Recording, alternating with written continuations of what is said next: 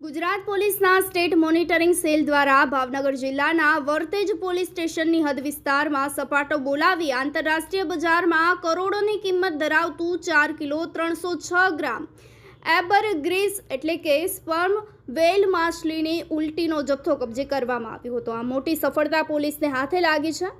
આ જપ્ત કરાયેલા એબરગ્રીસની અંદાજિત કિંમત 4 કરોડ 30 લાખ 60 હજાર રૂપિયા આંકવામાં આવી રહી છે। આ મામલે હવે પોલીસે 4 ઇસમોની અટકાયત કરી છે, તો અન્ય 2 જેટલા આરોપીઓને પકડવા માટે ચક્રો ગતિમાન કરવામાં આવ્યા છે। એસએમસીના પોલીસ ઇન્સ્પેક્ટર આર.કે. કરમટા અને તેમની ટીમ દ્વારા ચોક્કસ બાતમીના આધારે દરોડા પાડવામાં આવ્યા હતા।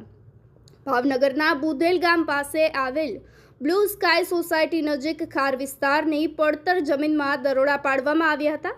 ત્યાં હાજર તમામ ઇસમો પાસેથી અલગ અલગ સાઇઝ અને આકારના સફેદ ક્રીમ અને ગોલ્ડન બ્રાઉન રંગના સખત ઘન પદાર્થના ટુકડા મળી આવ્યા હતા। ફોરેસ્ટ વિભાગ અને એફએસએલ અધિકારીઓ દ્વારા સ્થળ પર જ તપાસ અને પરીક્ષણ હાથ ધરવામાં આવ્યું હતું।